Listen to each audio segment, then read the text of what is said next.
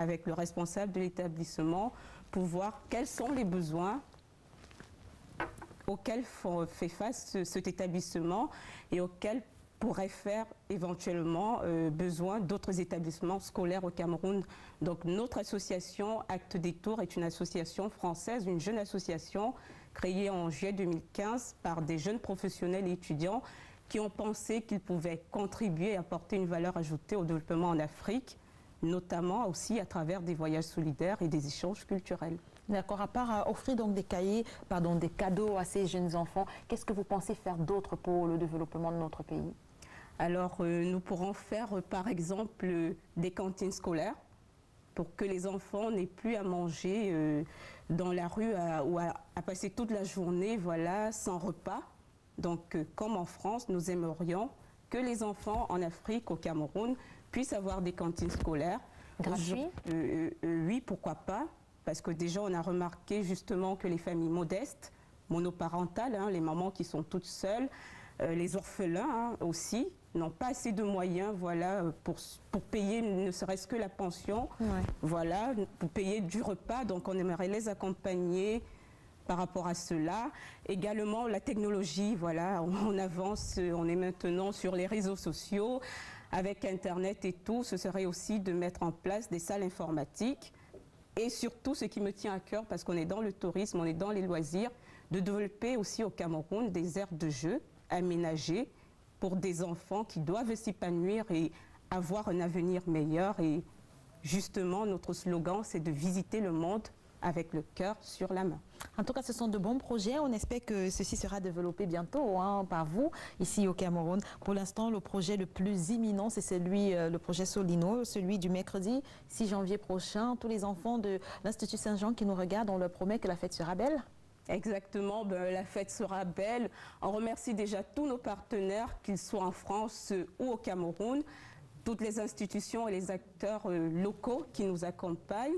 Et justement, nous profitons de l'occasion qui nous est donnée de dire à tous ceux qui peuvent nous soutenir, qu'ils soient mécènes, donateurs, que voilà, notre jeune association a besoin d'eux.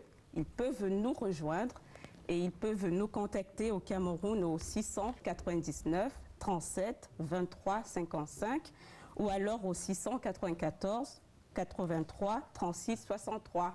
Et en France, voilà, on est très actifs par email. Donc, pour tous ceux qui ont des doléances, pour tous ceux qui voudraient travailler avec nous, ils n'ont qu'à nous envoyer un email à info, sans le S du pluriel, donc info au singulier, @act-détour.org. D'accord, on va rappeler les contacts rapidement pour sortir. Donc voilà, au Cameroun, vous pouvez nous contacter au 699 37 23 55 ou alors au 694 83 36 63.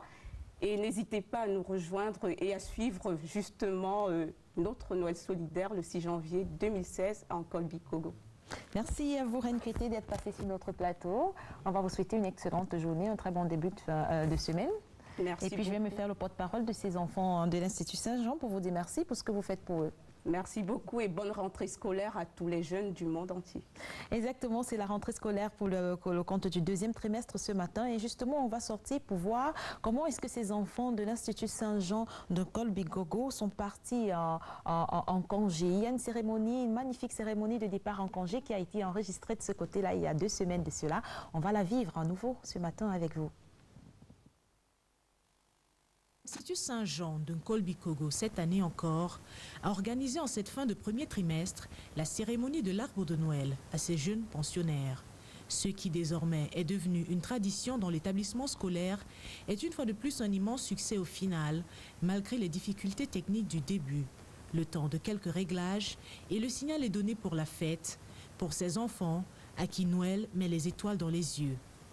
Le programme est fourni, car aujourd'hui, les parents ont l'occasion de voir leurs enfants dans toute l'étendue de leur talent. Dirigés d'une main de maître, justement par leur maîtresse, ils éblouissent l'assistance avec d'abord des chants de la chorale, fierté de l'établissement.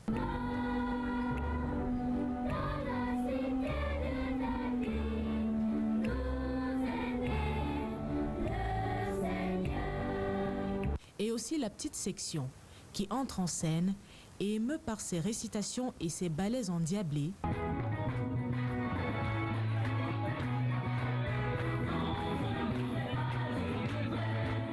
Les invités sont enchantés. Viennent ensuite leurs grands frères de la moyenne et grande section, puis de l'école primaire, avec des sketchs qui certes font rire, mais dont la thématique démontre un fond de sérieux et donne matière à réflexion aux adultes présents. Toi que tu as mis le sens du devoir, oh consort, péri de notre conscience, l'heure de ton âme a sonné, car nous élèves de l'Institut Saint-Jean te réclamons la guerre. Vient enfin l'heure des résultats, avec la remise des diplômes et des cadeaux aux élèves les plus méritants. Avec elle arrive, il faut le dire, l'incontournable ambiance des rires pour ceux qui ont réussi et des pleurs pour ceux pour qui le trimestre n'a pas été concluant. La cérémonie est haute en couleurs, comme d'habitude, avec l'établissement qui, pour l'occasion, a revêtu ses plus beaux atours. Arbres de Noël décorés, assainissement des lieux et guirlandes en tout genre et partout, et une remise des cadeaux qui, l'an prochain, sera revisitée avec le projet Solim. Une surprise dont nous parle ici le fondateur, M. Jean-Dieudonné Nchama. C'était une répétition parce qu'on a un grand événement en préparation, l'arbre de Noël solidaire qu'on a pu appeler en abrégé Solino 2015, qui aura lieu le 6 janvier avec le concours d'une ONG française dénommée ACT, Détour, Association culturelle et touristique de développement par le tourisme. En effet, les difficultés se posent toujours quant au réglage à temps des frais de scolarité des enfants. La principale difficulté que beaucoup de parents considèrent comme facultatif, nous essayons de les sensibiliser, nous essayons de sensibiliser les parents pour dire que c'est d'une importance capitale au sein d'un établissement scolaire comme le nôtre, parce que l'APE doit servir d'interface entre l'établissement et les parents d'élèves. Malgré cela, rien n'aurait pu gâcher la fête. Avoir le sourire sur les visages de ces tout-petits, l'on dirait, sans risque de se tromper, mission accomplie pour le directeur, comme pour les parents et les enfants eux-mêmes. C'est merveilleux. Déjà que c'est la deuxième année que nous expérimentons la prestation de la chorale. C'est une innovation déjà de l'école. Vous savez qu'il y a peut-être 2 ou 3 ans, il n'y avait pas la chorale. Et ensuite, nous voyons les petits s'extérioriser, ça nous encourage. La cérémonie d'aujourd'hui, elle s'est bien passée. Nos enfants se sont bien battus.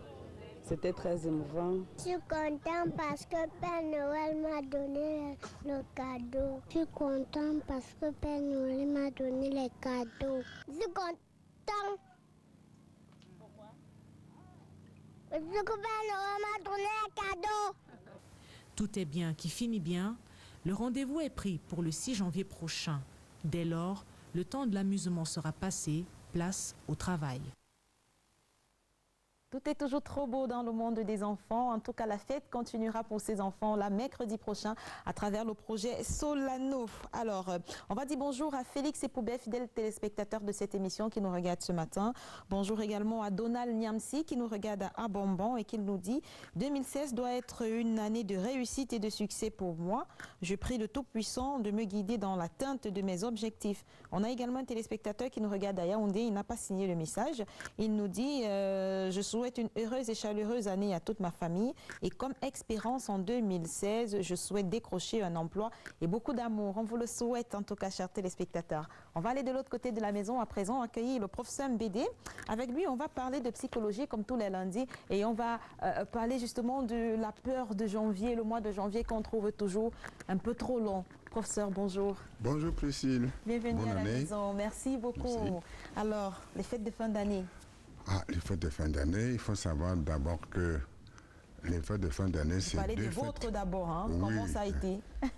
Ça a été, j'étais en famille, avec des amis, on a mangé, on a dansé un peu puisqu'il y a eu des fêtes de mariage, tout ça, il y a accumulation de fêtes pendant Oui, cette période-là. c'est vrai. Voilà, donc il n'y a pas de malade pour le moment parce que on conseille quand même de faire attention en mangeant et en buvant parce Ouais. qu'après, il y a des difficultés. Il y a la maladie. D'accord. Alors, qu'est-ce que vous attendez pour l'année 2016? Quels sont Alors, vos qu'est-ce qu'on espoirs? attend pour 2016 en fait? C'est surtout pour parler aux téléspectateurs surtout les fêtes de fin d'année entraînent beaucoup de choses, notamment dans le cadre des réjouissances. Les réjouissances facilitent le relâchement. On se relâche, mais c'est bien par moment de se relâcher, de se remettre un peu en forme parce qu'on se défoule un peu, parce qu'on a toute la pression toute l'année, le travail, les enfants, tout ça. Alors, maintenant, ces réjouissances entraînent aussi beaucoup de dépenses. Beaucoup de dépenses. Entre deux fêtes qui sont énormes, le 25 et le 1er. Alors, vous voyez, on a à peine une semaine et 2 grandes fêtes à gérer. Ouais. Et ces fêtes-là entraînent beaucoup de dépenses. Ce sont des fêtes qui sont très attendues. Très attendues, en même temps, sur le plan économique, sur le plan psychologique, tout ceci entraîne beaucoup de dépenses. Oui. Alors, ces dépenses-là, on ne se souvient pas que le lendemain va arriver et qui va nous entraîner des problèmes. On le sait, mais on ne fait pas attention. Pourquoi est-ce qu'on trouve toujours le mois de janvier très long? Alors, pourquoi le mois de janvier est plus long? C'est le temps psychologique, comme nous disons. Le mois, en termes de jours, ne change pas. 25 jours, c'est 25 jours. Mais seulement, ça dépend de ce que vous avez à gérer